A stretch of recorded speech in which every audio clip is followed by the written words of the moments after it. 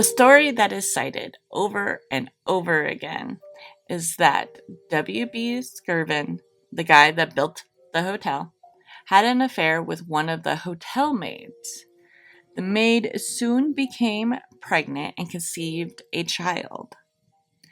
This didn't look so good for W.B., one of the richest men in the area, having an affair with a lowly maid and then having a child out of wedlock.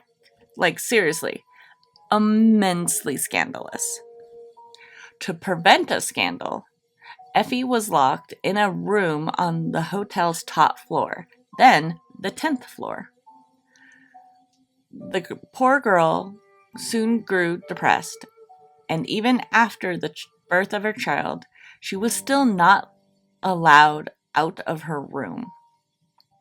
Half out of her mind, she finally grabbed the infant child and threw herself out the window along with the baby.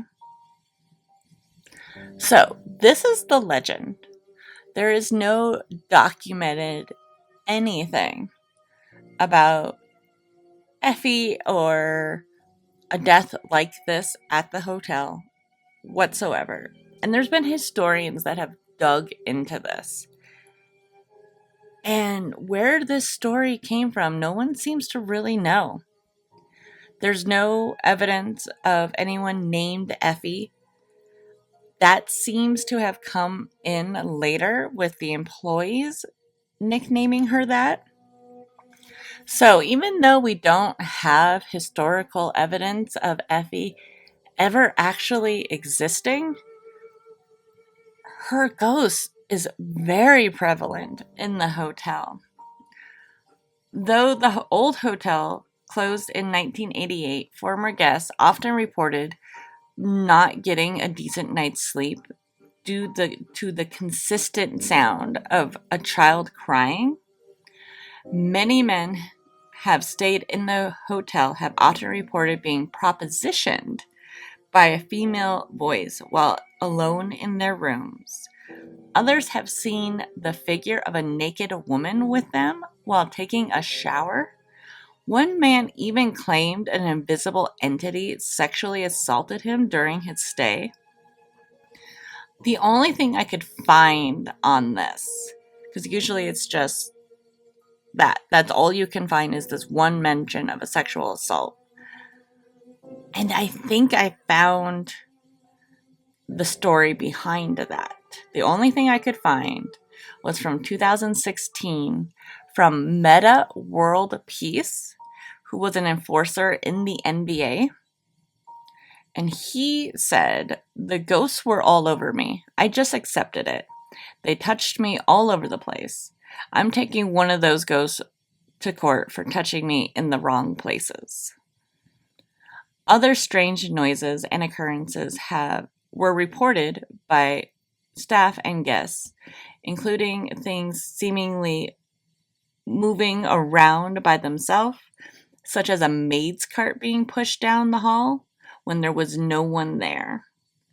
A couple of comments on the legendsofamerica.com article on the hotel read, "Oklahoma City needs to abandon the Skirvin Hotel project."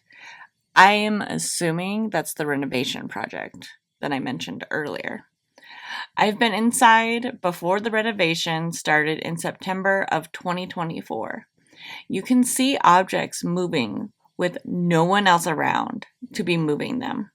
Crying and screaming of a woman. I don't think it's a good idea to be messing around with that place. Sam, October 2005. And then another one. "I've been in there and it really is haunted. You can see the woman standing in the window she jumped out of.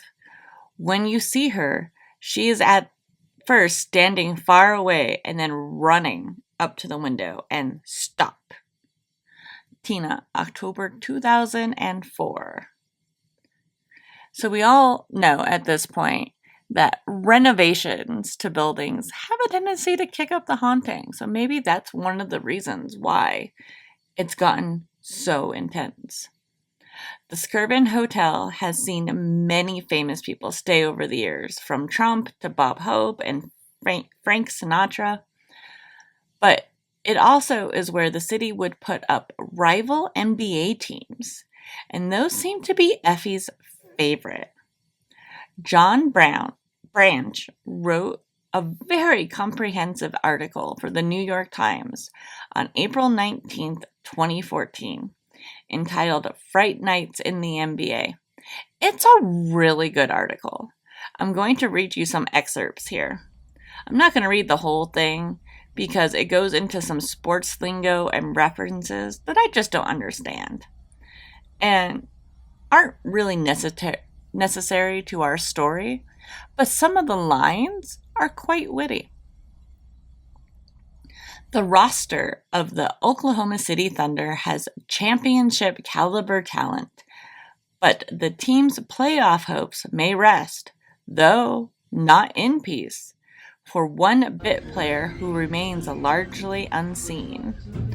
She is the apparitional sixth man of sorts, who may or may not exist at all in this world or any other. But Effie the housekeeper has been known to play wicked defense and haunt Thunder opponents, most of whom stay at the 103-year-old Skirvin Hotel.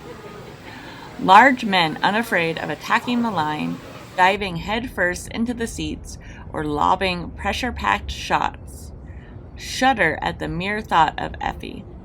More important, perhaps, they lie awake at night before the game, their prescribed rest undone by phantom pains.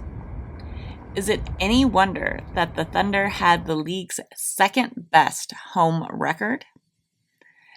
In the past few seasons, the Knicks blamed creaks and groans for a sleepless night before a loss. A Bulls player could not explain why his bathroom door slammed